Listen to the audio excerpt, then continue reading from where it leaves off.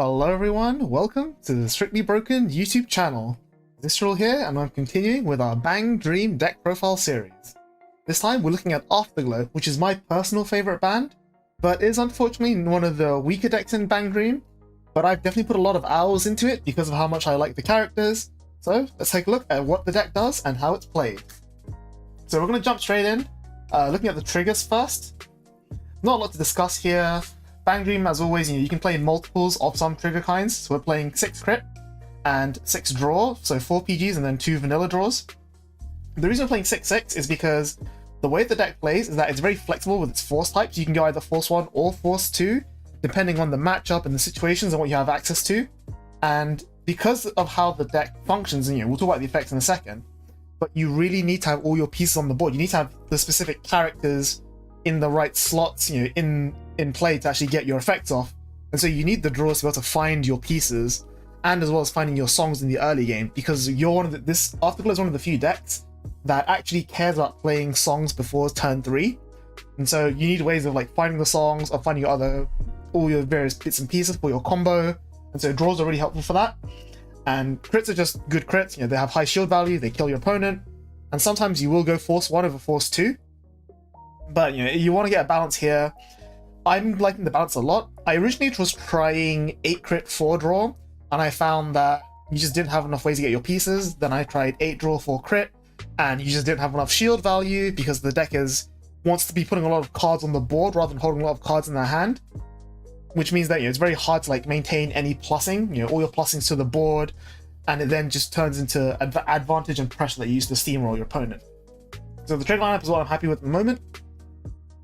Then we'll look at the songs next. So for songs, we're playing 2 copies of On Your Mark, the grade 3 song, and 4 copies of Scarlet Sky, which is the grade 2 song. So On Your Mark is the important one because its effect basically turns your Vanguard into Mordred, which is part of what's really, really good.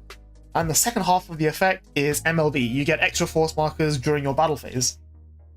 And this is what I mean when I say that the deck is flexible in its choice of force 1 or force 2, because you can either rely and lean into the MLB side of things and just generate loads and loads of force markers, in which case you want to go into force 1 so that you can make your rearguard columns huge and they can carry triggers really easily.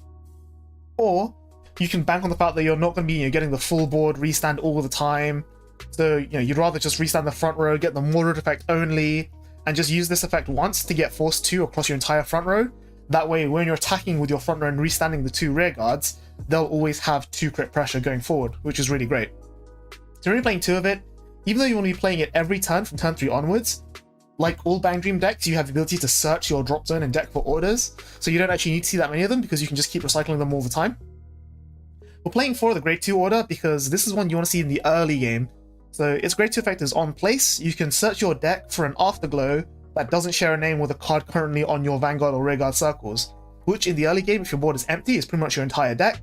And in the late game, if you're just missing one specific piece for your combo for On Your Mark, you can just find it with Scarlet Sky, which is great. So it's tutoring, it's a plus, and it also has an effect that lets you stand your rearguards at the beginning of battle phase, meaning that you can commit to the resting effects during your main phase, the Death Army style of the deck. You can get a plus from the Himari, or you can get power boost from the Mocha, or you can get the crit from the Tomoe in the early game without losing too much attack values. So we're playing 4 because we really want to see it on turn 2. You absolutely want to play this on turn 2 and then go into On Your Mark on turn 3. If you're doing really badly and you haven't drawn very well, then you can always just use the grade 3 to counterblast 1 to search for Scarlet Sky, which is fine. At which case any copies beyond the first one are pretty much dead. They're non-triggers, no shield, not very useful. But the fact that you really, really want to see it on turn 2 is why we're playing 4. Then onto the grade 1s. It's just the standard 12 grade 1s, 4 of every character. So there's 4 Tomoe, 4 Tsugumi, and 4 Ran. Ran's really useful because it's filtering.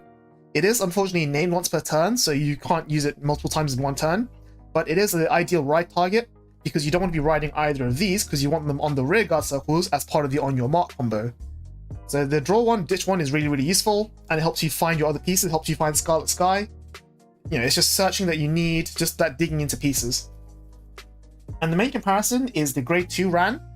So the grade 2 Ran is, it looks at the top part of your deck, and then if it's an Afterglow, you add it to your hand. Now the problem with this is that it whiffs on triggers. It does add songs, which is nice, but the fact you're playing 16 misses in your deck is what makes the grade 1 Ran better. That said, because this isn't part of your on your mark combo, it's still part of your ideal ride chain. That way your other grade 2s, you don't have to waste on your Vanguard circle, and then you can keep them on for your rearguard circle during your combo. And this is what I said about having Scarlet Sky in the early game. You can use like Mocha or Himari to get like early pressure, early value from resting your rearguards without losing that 8k booster, for example. Another really cool thing you can do is, because the grade 2 Ran is not once per turn, if you end up not riding it, you can always call it down and rest it for effects like these, and then stand it again with Scarlet Sky, and then it's still like a 10k body that can then intercept away while also still having given you a plus in the early game. So this Ran is really good, but the reason we're playing it at 3 not 4 is because A, space, everything else is way more important, and B, you just want like the ride ratios are just a bit more important to have grade 1 than grade 2s. And then rounding off the deck is the grade 3, which is the Ran. So its effect is the grade 3 searcher, like everything else in BanG Dream, or most other decks apart from one.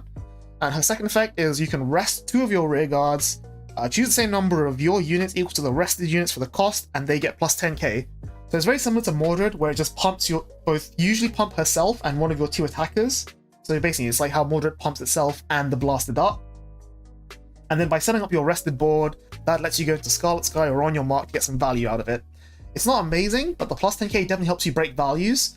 It's one of the few BanG Dream decks that can break magic numbers on its own inherently, the others being Pastel Palettes and Afterglow. Hello Happy World can get there, but needs a little bit of work, and Poppin' Party relies on drive checking its triggers. So it's nothing special. It's definitely like not the most amazing part of the deck. Like, this deck is definitely carried by the songs and how this gives you the searching and this gives you the multi-attack potential. And so she's really just here to search out your songs and pump your board so that these two can actually like get work done. So the Tomoe is like probably the most important one you want to see because it has crit. It's one of the few ones that you can have multiple copies of. Tsugumi is less important because you only really need one of it just for on your mark. Like, being able to stand itself to be another 8k booster is cool, but not super critical. Moko gives your board another 5k, which is super great. It means that with a copy of Ran in play, she becomes 25 on her own, which hits great numbers. Boosted by one of the 2 8s here, makes it 33, which is a magic number versus 4 stacks. And Himari is actually the most important card in the deck because it draws a card. So her draw effect is a hard plus. It's one of the few hard pluses along with Scarlet Sky. And usually, most of the time you want to early game Scarlet Sky for Himari, just so that you can reliably draw into the rest of your pieces and then go into on your mark with a full board, stand everything with force markers, and go from there. The deck is unfortunately extremely counterblast heavy because you want to be using Himari every single turn, you want to be using Ran as much as you can to replay your songs, and you want to be using Tomoe as much as you can to put crit pressure on your Vanguard. So Tomoe giving you a crit is one of the reasons that I think you should play Force 1, because your Vanguard already has a crit, so you just stack a bunch of Force 1s on your Vanguard and then a bunch of Force 1s on one of your rearguard columns, which you can then pass the crits that you drive, usually the Mocha, to, so you can have 2 lethal swings, as well as 3 other smaller swings during that turn. But you have 3 things in the deck that use Counterblast, no way of refunding it, and you want to use these almost every turn, just like get your engine going. And so that's really problematic on your resources. It can be quite hard to get there and play the game a lot of the times, which is why you play a lot of these like filtering pieces. You'll probably play 4 of this and 4 of this, because you just need to see these as much as you can. Like, every costless filtering / plus in the deck, these aren't as good as just these, but they're useful for that way if you find these, you then don't need to spend resources to find the other pieces. It's kind of like, these are like your backup options where you absolutely need the cards right now, but if you have these, then you don't need to spend the Counterblast, which gives you another turn to use Tomoe or Ran or whatever, and that gives you like another turn to farm those force markers, and you have like, say 6, maybe 7 force markers going to your turn 5, turn 6, and that can help you push the game a lot more effectively. But yeah, that's been AfterGlow. Like I said, it's one of my favorite decks. It's a very, very hard combo reliant with not much payoff, but I really like the characters, and that's why I'm really enjoying this deck. So yeah, that's BanG Dream. So we're 2 out of 6 done. Probably 2 out of 5, because Razor Salen's probably not going to be covered this time. But if you want to see the rest, let me know which ones you want to see next. Leave a comment down in the description down in the video, like the video, subscribe to the channel, all the good stuff. Keep up Strictly Broken. And that's going to be it until next time, and bye bye.